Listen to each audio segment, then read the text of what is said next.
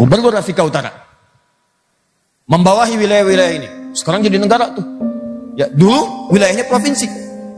Di wilayah ini dibawahi, ditata tertiba kemudian secara cepat, karena kita akan sampai ke bagian orientalis.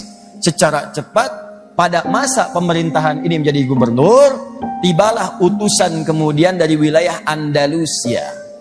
Andalusia sekarang dikenal dengan Spanyol. Ya, Andalusia.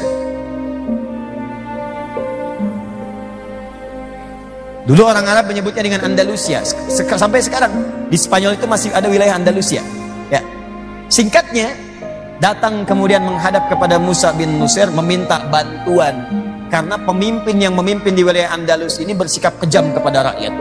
Ya, ada penyiksaan, maaf, ada hukuman yang tidak wajar, rakyat disiksa, dikejar-kejar dan sebagainya. Akhirnya yang paling menarik begini, mereka tuh minta perlindungan kepada umat Islam dan minta bantuan supaya rakyat mereka itu dibantu. Datang menghadap kepada Musa bin Nusayr utusannya, minta dibebaskan dari kekejaman Raja Rodrik. Datang pasukan Gotik kemudian ingin menghancurkan mereka dan seterusnya, minta bantuan. Maka diutuslah oleh Musa bin Nusayr, diteliti terlebih dahulu apakah ini benar atau sekedar hanya provokasi saja untuk mengadu domba antara dua pemerintahan. Maka ketika dilihat, oh benar, ini butuh bantuan, maka dikirimkanlah seorang jenderal perang yang karismatik, punya giroh yang sangat tinggi, punya kemampuan militer yang hebat, dikenal dengan nama Tariq bin Ziyad. Tariq bin Ziyad ini dikirimkanlah Tariq bin Ziyad dengan 10.000 pasukan, 10.000 orang, datang dengan niat untuk membantu wilayah ini, bantu rakyat Spanyol. Begitu sampai kemudian mengarungi lautannya, sampai kemudian ke selatnya, masuk ke wilayahnya, maka ada bukit di situ. Ke bukit itulah kemudian Tariq naik, memberikan pidato yang sangat hebat. Kata Tariq bin Ziyad, bakar semua kapal-kapal yang mengantarkan kita ke sini, bakar semuanya. Bakar, habis. Bingung orang kenapa dibakar. Ini hebat nih, Pak. Lihat cara berpikirnya, ahli strategi. Untuk memunculkan semangat dan kekuatan, bakar itu semua kapal-kapal, ya kata, bakar dulu. Setelah dibakar, ini kan nyebrang lautan nih. Ya, Mediterania udah nyebrang sini. Ya. Jadi setelah dibakar seluruhnya, kata beliau, gampang nih. Hei pasukanku, di depan kalian ada syahid, kematian. Di belakang kalian ada laut, kematian juga. Kalian tinggal pilih, mau meninggal dengan cara berenang balik lagi, atau kalian hadapi untuk jihad fisabilillah membantu saudara-saudara kita di Spanyol.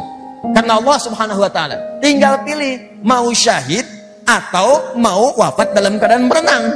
Pilih aja. Dua-duanya pilihannya maut di depan kita. Ya, kalau memang Allah menetapkan ajal kita. Pilih, mau kembali kalian berenang atau mau menunaikan tugas sebagai syuhada. Kalau wafat syuhada, kalaupun kemudian kita hidup dalam keadaan mujahid fi sabilillah. Allahu Akbar. Ya mau pilih mana lagi, masa mau kembali berenang gitu kan? Akhirnya apa yang terjadi? Semua semangat, dikobarkan semangatnya, maka mereka kemudian dengan izin Allah Subhanahu wa taala ya berhasil kemudian menaklukkan kekejaman pada saat itu, membantu orang-orang yang ada di Andalusia sehingga mereka bisa hidup dalam keadaan tentram. Yang paling menarik, ketika akan kembali ke sini setelah tugas selesai ditunaikan membantu rakyat Andalusia, ingin kembali ke wilayahnya, ke Afrika Utara, ke sini, seketika mintalah kemudian atau datang permintaan dari umumnya semua masyarakat Spanyol, tolong bantu kami di sini untuk bisa mengembangkan wilayah Andalusia ini. Maka dikirimkanlah kemudian perlengkapan-perlengkapan, ya, dari mulai perlengkapan wilayah pertanian, kasih, untuk peternakan, kasih, sampai bibit-bibit unggul, ya, untuk pakan ternak, untuk kuda, untuk ini, untuk itu, dibawa ke sana. Sampai sekarang kalau antum lihat kuda yang paling bagus kan nyatanya kuda Spanyol. Itu dulu pakannya dibawa oleh orang Islam, Tariq tuh. Ya, saat Islam menaklukkan Persia, di Persia itu ada satu tumbuhan. Yang tumbuhan itu kalau di surah Abasa disebut dengan kodba. Sekarang diistilahkan dengan alfalfa. Itu tumbuh rambat. Itu tumbuhan itu kalau dijadikan pakan ternak, itu membuat ternak itu semakin kuat. Tampilannya bagus, kekar, kuat, kan? Ya kalau nggak percaya, minta aja ditendang sama kudanya gitu ya. Itu tampilannya beda, kelihatan dari jauh juga. Kalau dinaikin pun lain kekuatannya. Nah itu dikasih, kuda Persia terkenal pada saat itu. Dibawa ke Arab, pakannya dibawa oleh Tariq sampai dengan ke Spanyol. Ya diberikan, nggak nanggung-nanggung tuh, teknologinya dikirimkan. Ya kemudian pangan dikirimkan, macam-macam dikirimkan, sampai kudanya jadi kuda yang paling bagus. Teknologi dikirim jadi paling hebat. Akhirnya karena mereka melihat umat Islam ini punya kecenderungan membantu, tidak ada sifat ingin menjajah, tidak ada sifat ingin menyakiti, tidak memaksakan dalam agamanya, maka berbondong-bondong masuk Islam mereka. Begitu masuk Islam, minta menjadi bagian dari wilayah, minta bagian dari wilayah umat Islam, maka dikirimkanlah kemudian teman-teman sekalian, orang-orang terbaik untuk membimbing ini, termasuk setelah masuknya Abdurrahman Ad-Dakhil masuk ke wilayah Spanyol ini, maka dibangkitkan kemudian kejayaan Islam di sana, termasuk dari segi teknologinya, bangkit jadi mercusuar. Secara singkat, Spanyol ini, Andalusia pada masa itu berubah menjadi mercusuar di wilayah Eropa yang dahsyatnya dari segi ilmu pengetahuan. Ini maju, penemuan banyak ditemukan. Ya, jadi banyak riset, kerjakan ini, muncul itu. Teman-teman sekalian, ini jam nih, jam yang kita lihat sekarang, itu yang pertama kali menginisiasi orang Islam. Orang Islam, bahkan munculnya dari jam burung asalnya. Ini dari pasir, ya pasirnya kemudian semakin berkurang menunjukkan kepada angka. Kalau sudah waktunya pas pada jamnya, misal jam 7 ya, maka burung-burungan itu bunyi, kikuk, kikuk, kikuk, kikuk, kikuk, gitu kan? Nah, itu dia bunyi itu untuk menunjukkan masuk jam sekian. Ada. Itu teknologi Abbasiyah. Di Spanyol Andalusia ada juga.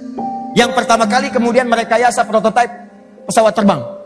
Ya, dia bikin kemudian menganalisis, ya Abbas bin Firnas, dia melihat kemudian, mohon maaf ya, ada burung dia amati. Dia baca Quran surah Al-Mulk, ya surat 67. Begitu sampai ke ayat 19 dia analisis, dia lihat, dia baca gitu kan. Wah, dia perhatikan burung itu bisa kepak-katup sayapnya. Ya, begitu kepak-katup la yumsikuhunna illa Rahman. Ya, tidak ada yang menahannya di udara kecuali Allah. Dia baca ayat itu, oh berarti kalau burung pun tidak dikehendaki oleh Allah bisa terbang, maka dia nggak akan bisa terbang. Akhirnya dia membuat prototipe ini, sayap burung. Dia bikin, dia masukkan ke tangannya, tangan kanan, tangan kiri. Dia naik ke atas bukit. Dia kepak-katupkan, kepak-katup, terbang, jatuh. Ya, perbaiki lagi. Terbang lagi, jatuh, perbaiki lagi. Begitu sudah semakin bagus, dia naik ke bukit paling tinggi.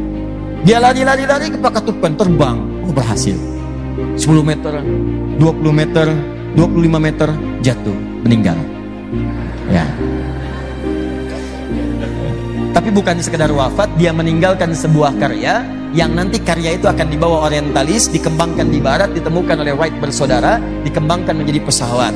Pesawat itulah yang kemudian banyak sekarang disebutkan di buku sejarah bahwa Wright bersaudara yang mendesain pesawat terbang. Padahal itu pun tidak sempurna.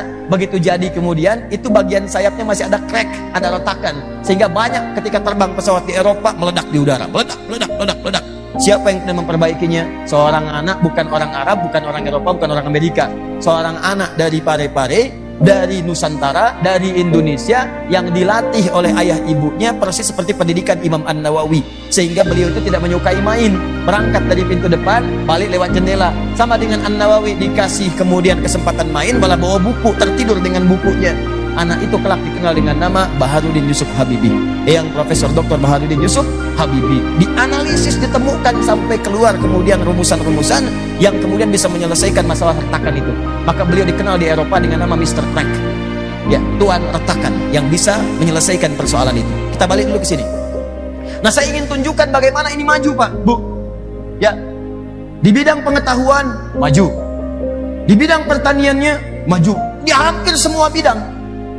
Kalau Anda ingin lihat gambaran sekarang miniaturnya, nanti kalau punya rezeki main-main ke Melbourne. Tahu? Lampu merah sono dikit. Ya, gambar. Jadi di Melbourne, di Australia, itu ada museum, Islamic Museum. Anda datang ke sana, arah mobilnya ke sini. Di sini letak museumnya, kurang lebih. Masuknya ini area parkir. Lebih bagus dari pintu belakang masuknya. Ini area parkir, masuk lewat sini. Di sini ada yang jualan kebab, anak perempuan kurang lebih usia 17 tahun. Orang Turki. Saya kira belum menikah. Waktu saya ke sana. Masuk ke sini, masuk. Nah, itu ada yang lewat tangga ke sebelah sini, ada yang lurus ke sini. Anda ambil jalur yang lurus. Gak usah naik tangga. Begitu Anda lurus ke sini, baru jalan kurang lebih 10 meter, di sini sudah ada miniatur kejayaan Islam di Andalusia. Anda bisa melihat ke atas ada prototipe Abbas bin Firnas pakai sayap. Ya, Anda bisa melihat nanti ada alat-alat yang berkembang di masa kejayaan di sini, yang Spanyol. Yang antum tahu yang irama sekarang, do re mi fa sol la si do. Do re mi fa sol la si do itu yang mengembangkan orang Islam. Dal, ro, mim, fa, sod, lam, dal. Ya, sin, dal. Do re mi fa sol la si do itu dikembangkan, ada di situ. Ya, penemuan ini, penemuan itu, penemuan ini, penemuan itu. Antum tahu rumusan-rumusan yang sekarang jadi notasi-notasi musik? Ya, CDF, GABC, GABC, DFISK, DFISK, ABCIS D, ABCIS D, FISKIS A, FISKIS A, BCIS A, BCIS F, FISKIS ASB, FISKIS ASB, CIS ASB, CIS ASB, CIS ASB, CIS. Tahu itu? Lah. Itu yang jadi kunci A, kunci C, kunci D, kunci F gitu kan? Judi, gitu kan di situ. Nah, itu dari tadi rumusannya tuh. Nah, itu asalnya juga terinspirasi dari rumusan-rumusan sejak masa jahiliyah bahkan. Masa jahiliyah, di masa jahiliyah itu ada rumusan bikin syair. Syair di antara unsur syair itu ada 4. Disebut syair kalau memenuhi 4 unsur. Apa 4 unsurnya itu? Pertama, uslub, gaya bahasa. Kedua, fasohah, kejelasan. Ketiga, khayal, imajinasi. Keempat, musik, ada irama. Nah, semua yang 4 musik ini terhimpun dalam rumusan disebut dengan arud. Arud itu punya 16 rumus disebut dengan bahar. Ada bahar tawil. Rumusnya tawilun lahudunal buhuri fadailu. Fa'ulun fa'failun fa'ulun mafailu. Ada rajas, mustaqilun mustaqilun mustaqilun, mustaqilun mustaqilun mustaqilun. Ada madid, mufa'alatun mufa'alatun fa'ilatun, mufa'alatun mufa'alatun fa'ilatun. Itu rumus ini di copy paste di kemudian hari. Ada yang di copy paste menjadi kaidah-kaidah ilmu seperti Ibnu Malik membuat alfiyah dari rajas misalnya. Dibawa rajas kepada kaidah alfiyah. Jadi irama, tapi iramanya menjadi ilmu. Kalamuna lafzun mufidun kastaqil wasmun wa fi'lun thumma harfunil kalim wahidu kalimatun wal qawlu am wa kilmatun biha kalamun qad yu'am bil jarri wat tanwini wan nida wa al wa mustadin lil ismi tamyizun hasal. Bagian dari irama, bikin syair banyak seperti Al Asma'i. Begitu melihat sesuatu bikin syair. Ada burung bulbul naik ke atas pohon. Pohonnya bagus, di bawahnya ada sungai, bikin puisi. Sautus safiril bulbuli hayyaja qalbi thamili al-ma'u wa zahrum ma'a ma'a zahri lahdul muqali fa anta yasayyidali wa sayyidi wa maulani fakam tayammuni ghazailun uqayqali qatabtuhu min wadatin fi hadha ar-rajuli faqala la la la faqad qada muharwini wal walad wali ya wailadi faqultu la tuwalwini fabayyinu lu'lu'ali qalat lahu hina kadha in waradid dhul muqali kahatan kakailani tabtabuli. Tuh, ulangi.